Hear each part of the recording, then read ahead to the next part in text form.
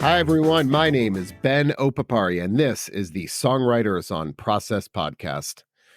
Since 2010, I've been interviewing songwriters about their writing process. And on this podcast, we go deep, deep, deep into the writing process. Far deeper than the usual. Do you start with the lyrics or the music question? By way of background, I have a PhD in English literature, and I'm a prose writer myself. I'm not a songwriter. In fact, I've never written a song in my life.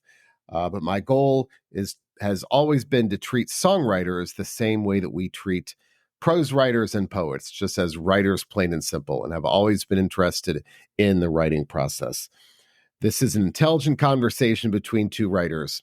And on this podcast, like I said, we go deep into the process. We talk about rituals, the seeds of inspiration, the role of movement on the process, writer's block, the revision process, pens, pencils, types of paper, and of course, we talk about books.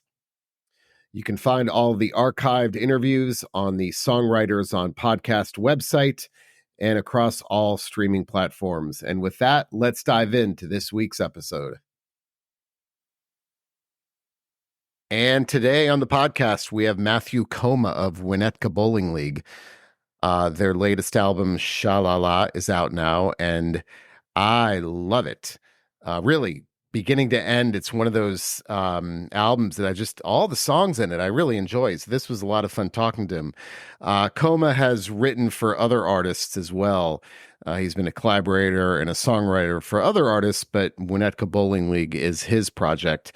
And I enjoyed this conversation because one of the things he said, I always like to kind of listen for the unique things that I don't hear very often.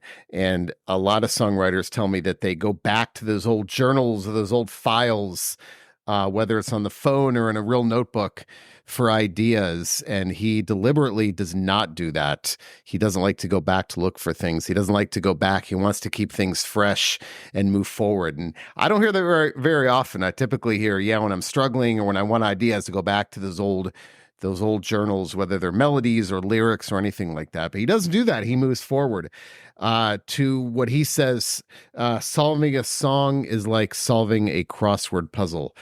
And there's, how can I put this? There's regularity in the irregularity of the process. He doesn't write every day.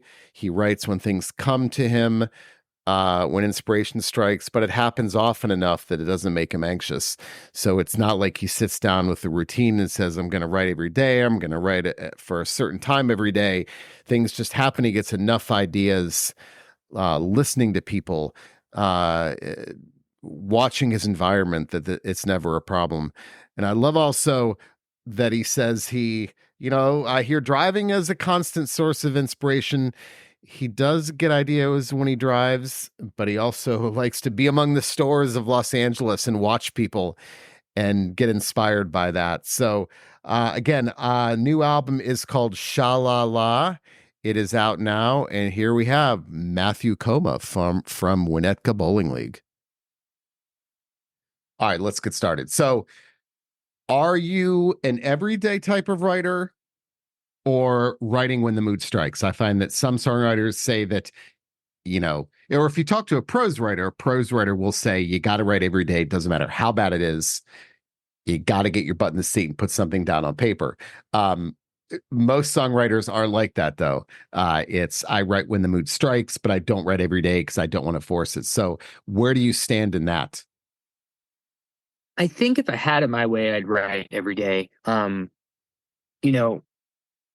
There's definitely like little nuggets, whether it's lyric ideas or words or whatever, that definitely get jotted down on probably a daily basis. But in terms of actually sitting and kind of sculpting a full song, there's just so many steps to it, because it's you're writing it and then you're recording it, and then the recording takes time, and then you're in production world for 7 days obsessing about other stuff that has nothing to do necessarily with the writing process. So I like the discipline of showing up every day and getting to your desk and spending the time putting the pen to paper, so to speak. I think it's important. I think also space and time away from it is important, so you can kind of have stuff to pull from and have fresh experience. But I do think somewhere in between is the sweet spot. It's having periods where you do show up every day and you're actively doing the job and doing the work, and then sort of these input periods. And I think as musicians or bands or artists, you kind of get those packed into your schedule with things like touring, where you're not necessarily as much sitting down with a song idea every day because you're traveling or you're playing shows. But those are kind of the good days of just walking around and taking stuff in and putting little nuggets there for later for when you do sit down and come to the desk to kind of tap into. So when you don't write for an extended period of time, do you start to get anxious, or do you feel like, yeah, it'll happen eventually? I'm gonna just chill.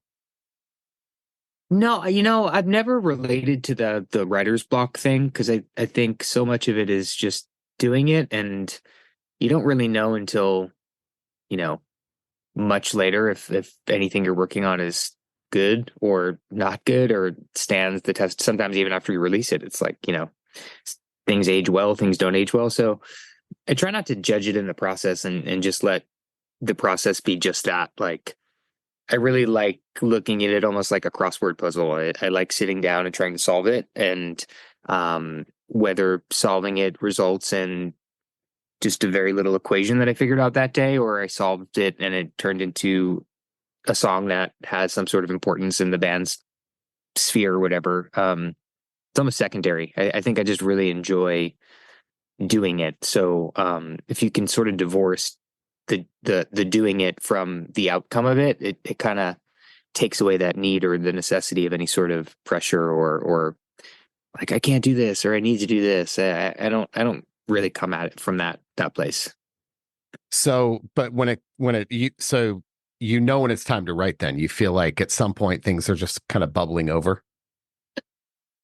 I think for me personally, because I work on other artists' records and because Yeah. we tour, and it's almost like carved out for itself. Where when I know I have, like, we just got home from a tour and I know I'm home for 4 weeks, so this feels like a very hungry time of like, oh yeah, this is exciting because I haven't gotten to write and we've been playing shows. This is a fun time to now want to open the notes pad and see some of the things I wrote down over the last couple of weeks and what inspires a tune or an idea. And then like by the time I go play shows or if I'm working on another artist's record, you're sort of more conscious of their vision than you are executing yours. So those are like good forced breaks from not allowing yourself to have every opportunity to write and kind of giving yourself these periods where I have a month. And in that month I could write a song or I could write 10 songs, but this is sort of a month I have to play in that world, and then I won't have that as accessible when we're touring and playing shows every night. So I had a Britt Daniel of Spoon on a couple of years ago, and he told me a story about how he sits in a bar with a laptop and listens to conversations around him. And then, That's could you imagine that? I mean, Britt Daniel, you're like, what's he doing? And he sits at the bar, and when he hears things, he writes them down. That's how he gets those ideas. And I love how, but for him, it wasn't a kind of like an accidental. It was, I'm going to go to a bar and listen to it. So how deliberate is, you said you're jotting things down. So how deliberate are you when it comes to taking those things in, and what are you taking in? I think I probably to an unhealthy degree have developed some sort of um necessity to justify whatever else I'm doing in life to be useful toward, quote unquote work. So even if I'm watching a TV show, typically like that part of the brain is still kind of on and it's like, oh, that's an interesting idea or argument or, dialogue that they just said. And so I feel like that part doesn't get turned off as much. So I don't know that it's deliberate as much as it's conditioned, where it's just sort of always there. It's always on. It's always sort of an antenna up, just like, oh, that's an interesting thing, or that's an interesting thought, or that's a cool word or phrase. That's sort of like kickstarts it for me.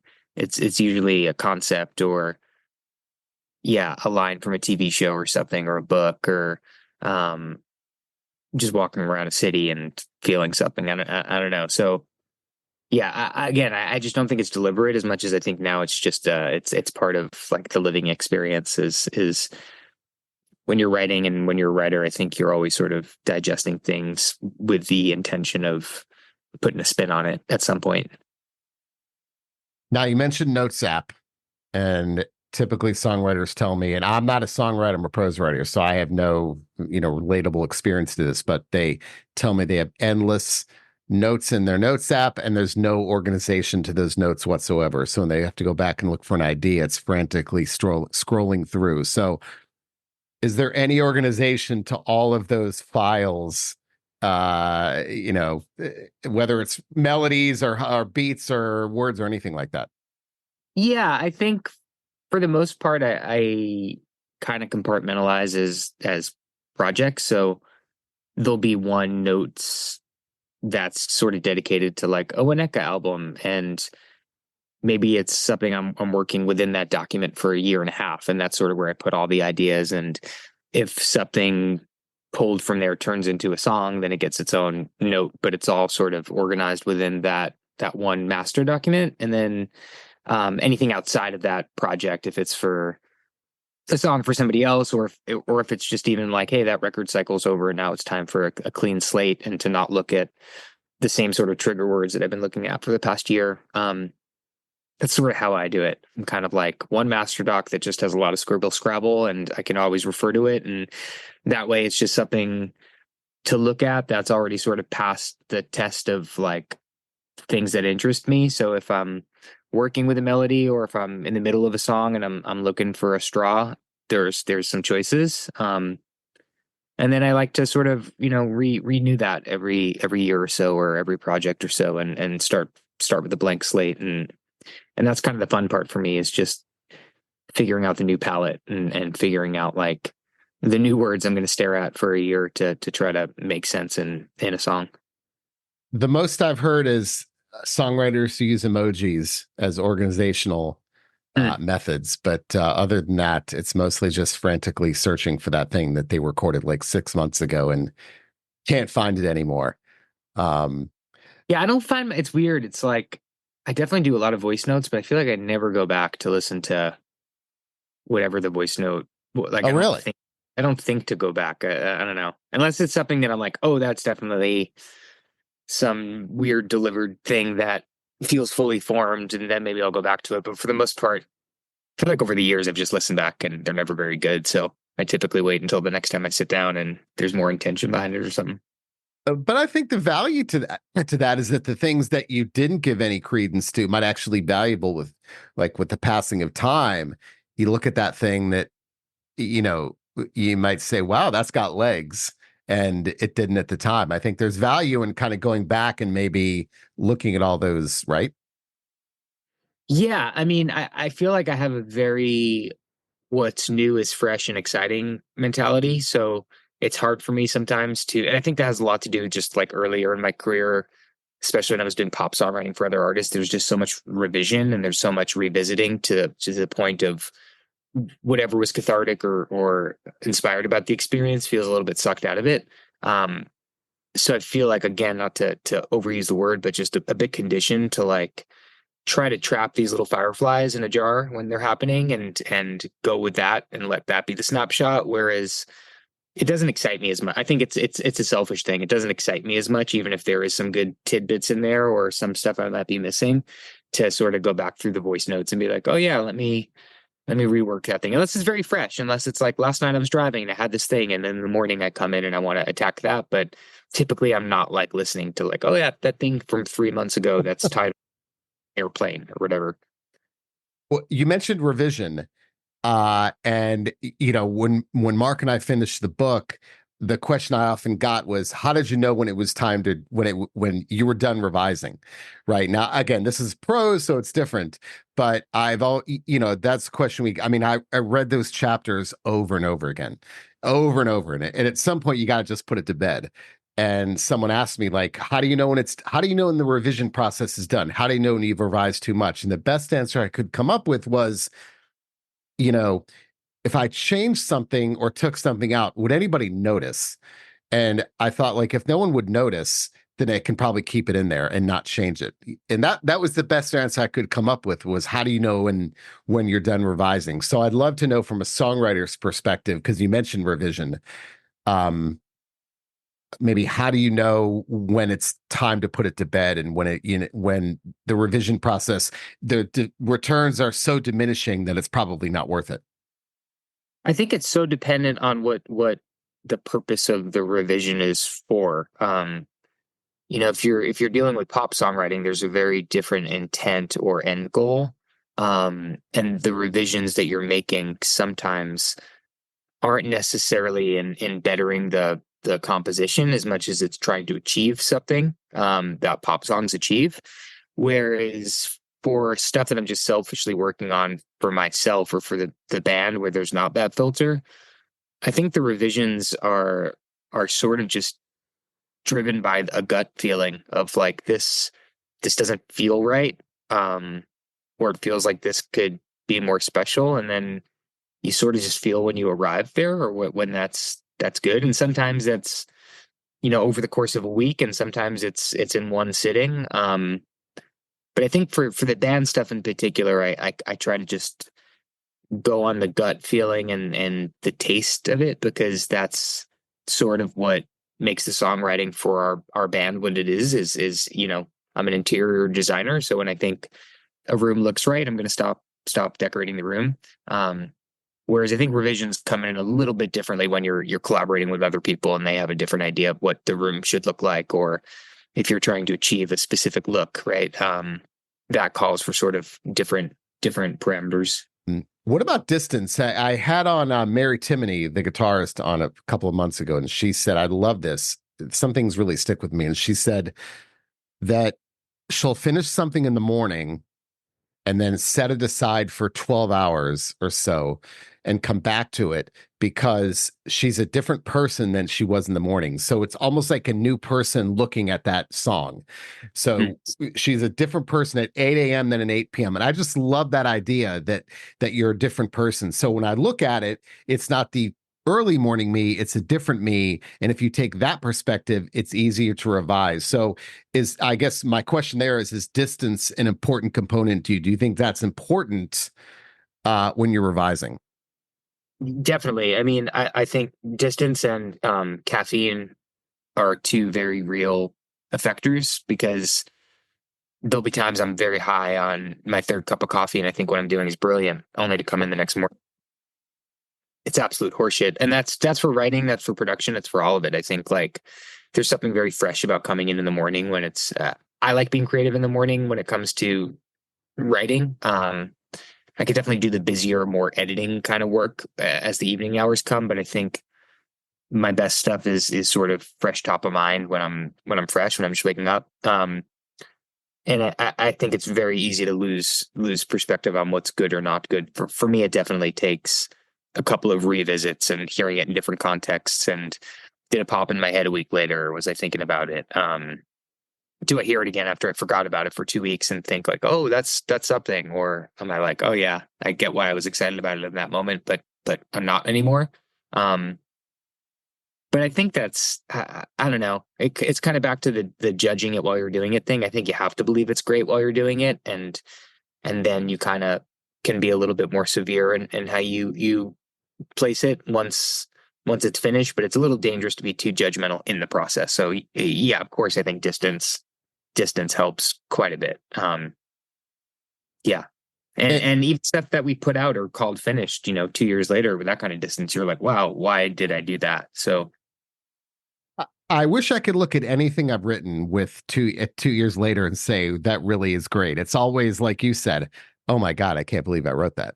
I, I without wanting to use such a strong word as hate, I have a strong dislike for most of what I've worked on in my career. And I attribute that mostly to the distance of as soon as you get far away from it. And I think that also keeps me driven, because it keeps me feeling like, oh, I didn't mean that. I apologize for that. So let me show you this new body. And maybe that's like a defense mechanism, but I definitely feel like I'm constantly trying to reprove myself that I didn't mean that last thing. I mean this now until 2 years from now, and I don't mean this anymore either. And I do find it's funny because I agree with you 100% that if I finish something in the morning and look at it later that same day, I'm still too close to it. I feel like, well, hell, I wrote it. Why would I get rid of it? But I'm amazed what sleep does. That if I finish something at night and wake up the next morning, I can cut things like you wouldn't believe. Yeah. It's literally sleep that does it. It's the act of waking up and saying, wow, but it's 12 hours of sleep. Who am I kidding? When's that happened? But let's say, that however many hours it is, 6 hours. If it were 6 hours during the day, I really struggle with cutting. But sleep, I have no problem with that. Yeah. Yeah, I definitely think also just not being precious about it. It's which is a constant battle. I think especially when you're writing songs that potentially mean something to you, you're trying not to be too overly attached so you can make those decisions for the betterment of it. But yeah, I don't know. So we have 4 kids. I know you have kids too. And I found that having kids makes me much more disciplined because time is precious. And if you have all the time in the world, when I was writing my dissertation for my PhD, it was like, you got a year to write this. Oh, great, I'll finish it, no problem. And then you don't do anything for 11 months. But I Yeah. find that having kids has made me much more disciplined and productive as a writer because if there's an hour, a spare hour, I'm not going to watch TV for 45 minutes. I'm going to do those things. So has being a parent made you much more productive as a writer?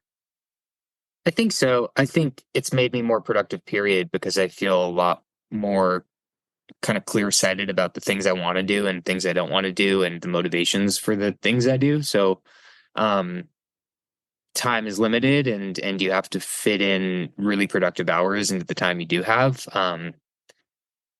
So yeah, I've said that to many friends where if they're about to have their first kid or something and they're nervous about, which is so natural. I remember, having our first kid and thinking that exact thing, like, well, how do I fit me into this equation and my precious artistry and all that nonsense? And it just becomes smarter and better. In my experience, I feel like I use the time better. I feel more focused. I feel a bit more like, cool, I have this window and I'm going to use this window, and whatever happens in this window is likely the meat. And in my previous life, there's probably 6 hours of really non-important stuff that would come before and after the sort of significant burst. So um, yeah, I think it's only a good thing for creativity.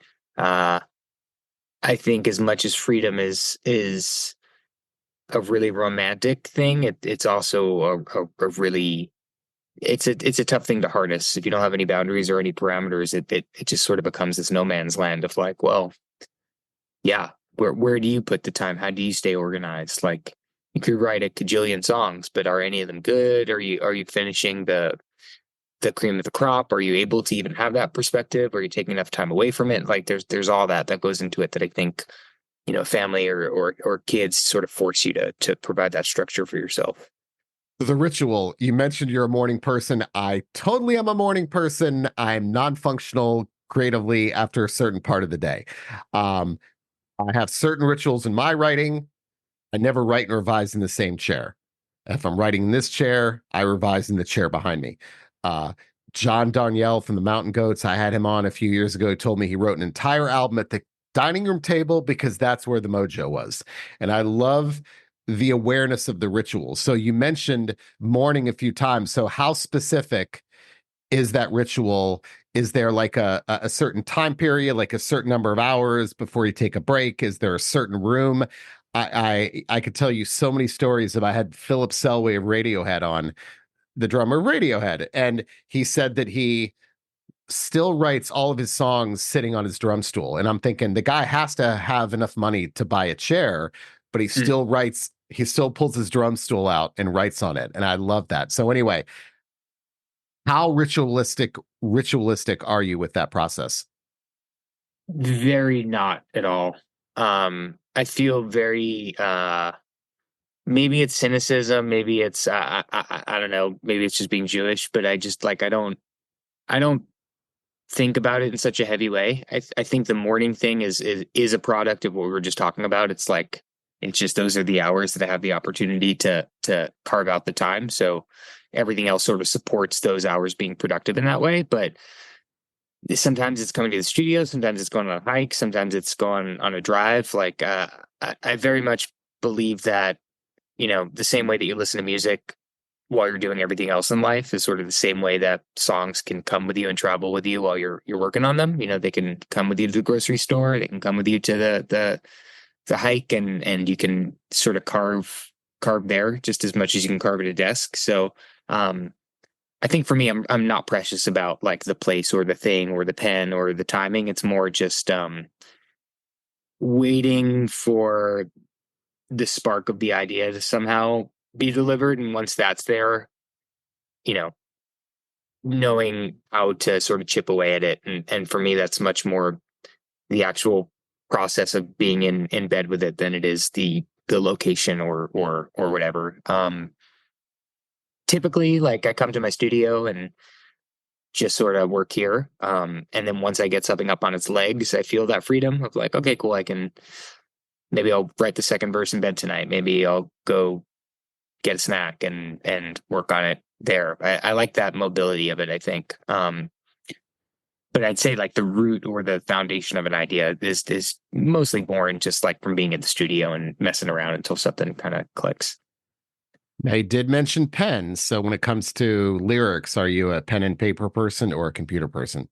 I'm not. I'm a phone person.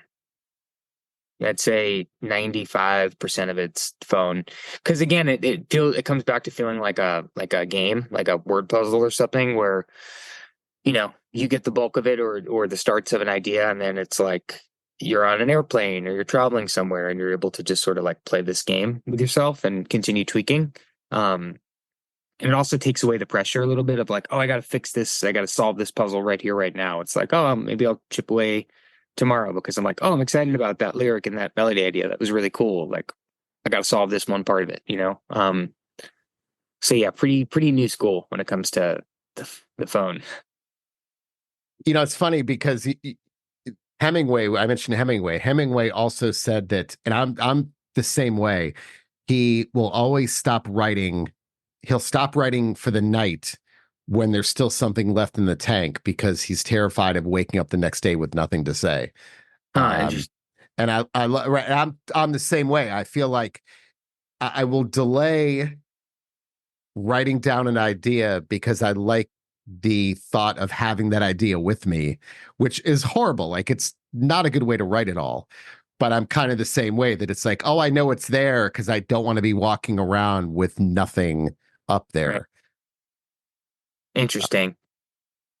Yeah, I don't know if I have that thing. I feel like I almost feel, at least at this point in my writing, and I don't mean for it to be totally painted negatively, but it's almost like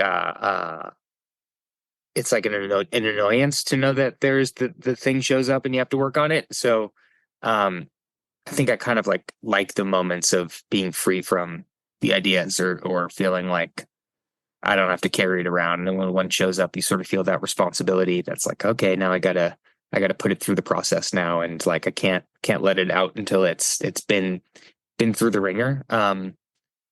But yeah, I don't know why, because in every other aspect of my life, I feel like I'm pretty driven by fear. But for some reason in writing, it hasn't creeped in that way.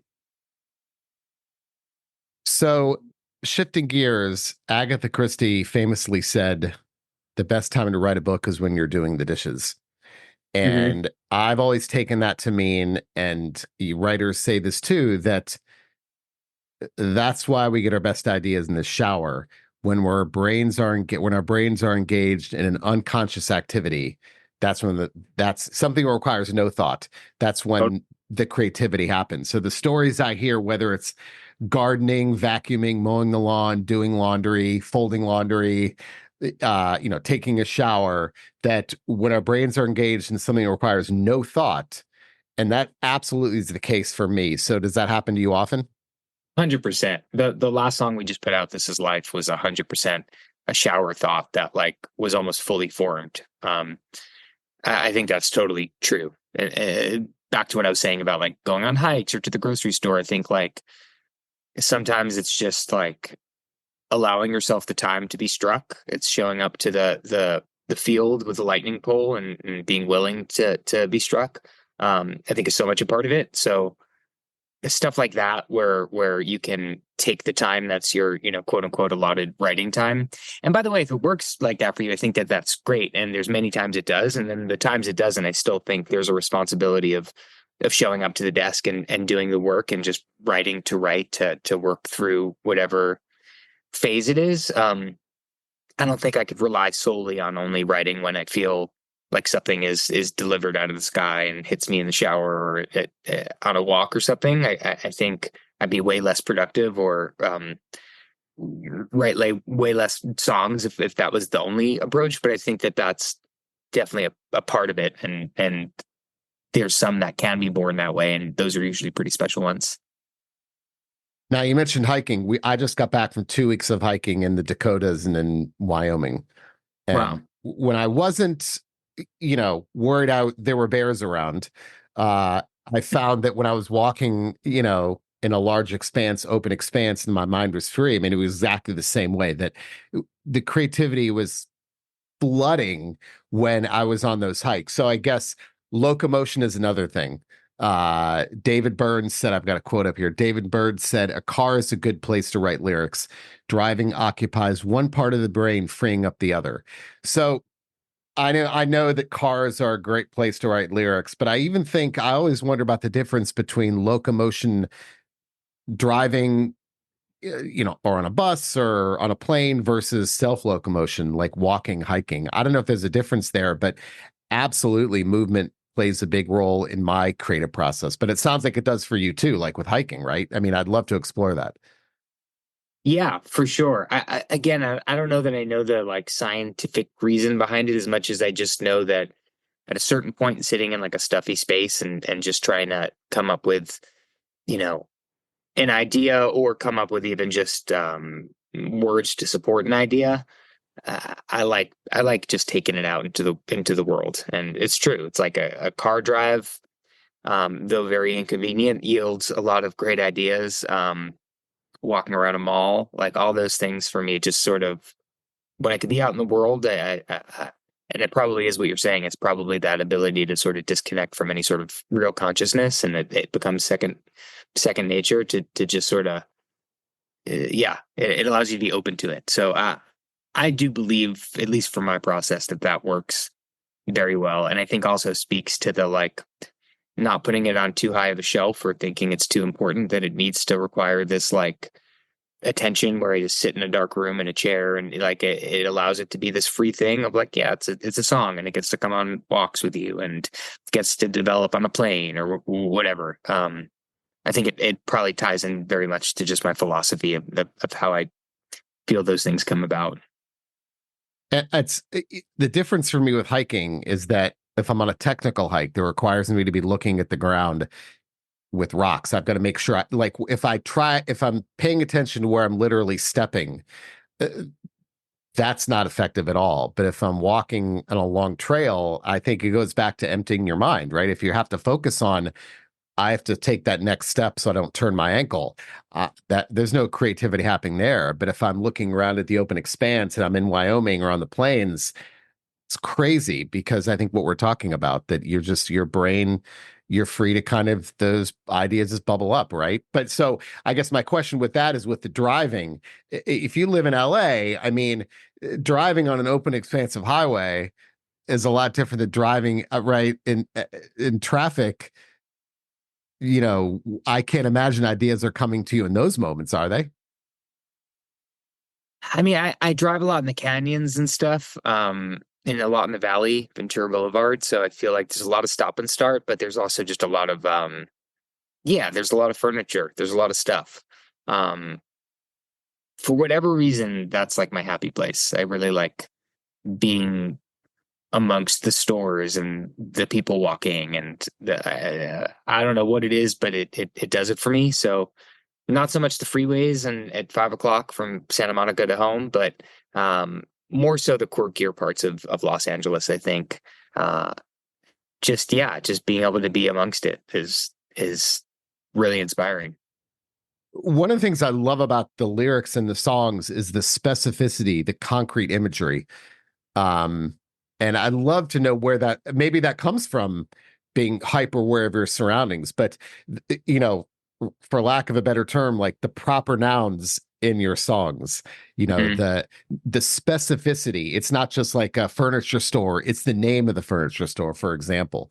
Um, that's got to be really hard, I would think, as a songwriter, or maybe it's not, to fit that into a song lyrically and still make it sound good. I mean, I don't know, that's really what stands out to me with your songwriting is how you're able to weave those literally those words and often concrete images, concrete words, proper nouns, I should say, don't have the best sounds to them. But maybe that's more of a comment, but I love that about your songwriting. Yeah, I think just probably a symptom of my favorite songwriters and listening to songs that would make me, if I didn't know about a place, want to know about a place, and I've always thought that was cool. So I think that's probably just like in the DNA since I was really young because I enjoyed not necessarily getting every reference and sort of having to put um your own version of it to what they were saying. Because if you're growing up on Long Island in a small town, you're not going to necessarily have a huge encyclopedia of street corners in Los Angeles. So that was always interesting to me. It always just made it feel like all the more real. I don't know, like if you're telling somebody any story, if you're putting them in a laundromat, or if you're putting them in a laundromat with a certain colored tile and a certain poster on the wall, it paints a different picture. So I think um, I like those details. I like being told those details, and I like interpreting those details. So probably something that's so deep in the DNA at this point that I don't even necessarily realize I'm doing it. It's just sort of Hmm. how know, execute an idea or try to put forth an emotion. Last question.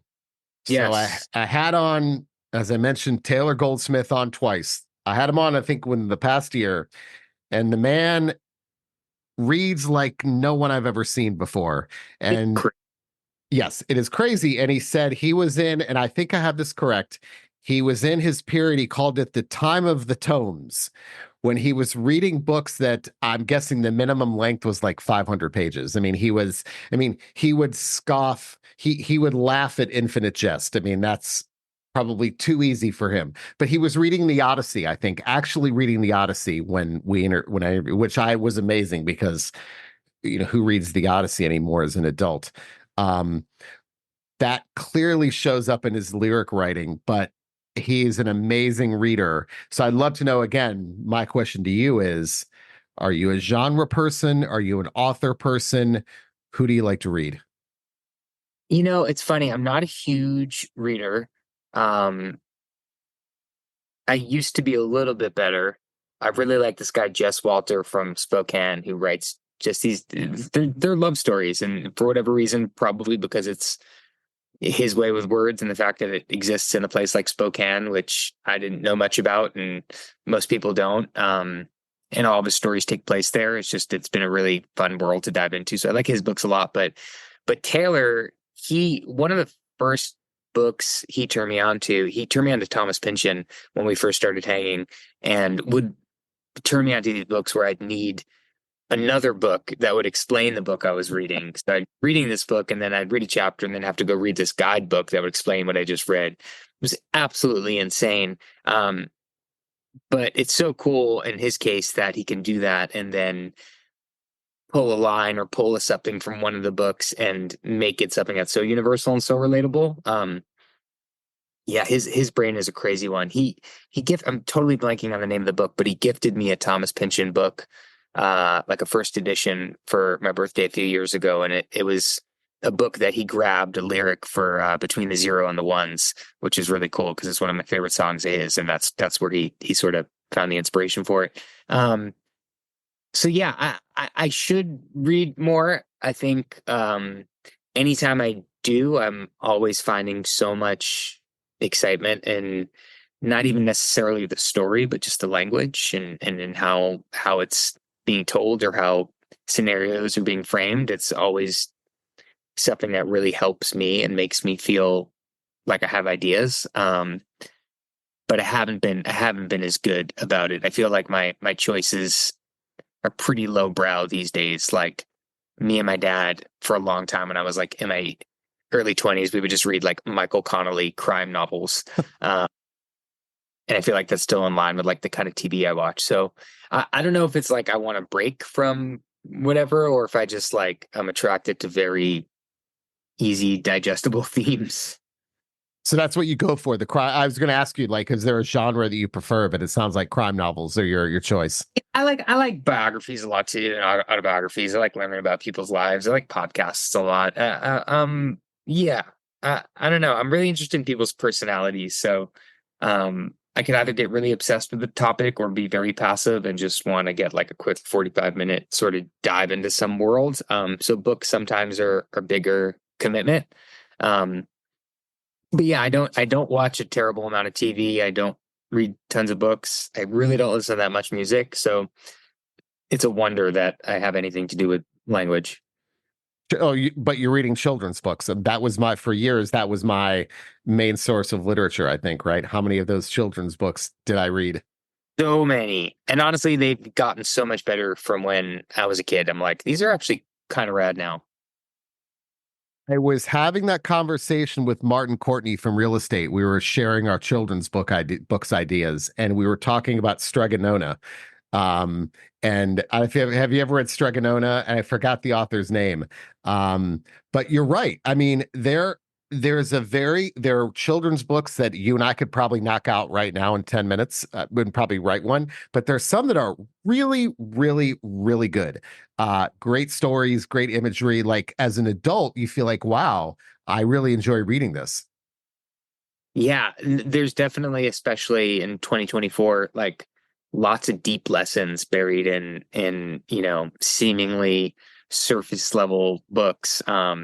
Which is cool because it's fun to like chat with your kids after it and be like, what do you think that was about? Or what do you think that meant? And, you know, either get their like surprisingly sophisticated take or just their very surface level. Like it was about the dinosaur that went to school. What are you talking about? Um, but yeah, children's books are more kind of more inspiring than people give them credit for because they definitely represent this like this wonder of like, oh yeah, sometimes it is that simple and like gets you back to the root emotions of humanity and like what you're dealing with at 5 is still sort of the same shit you're dealing with, throughout your life. So And that's it for today's episode. Hope you enjoyed it. Don't forget my book, Desolation, a heavy metal memoir by Mark Morton with Benno Papari, that is me, comes out June 25th on Hachette Books.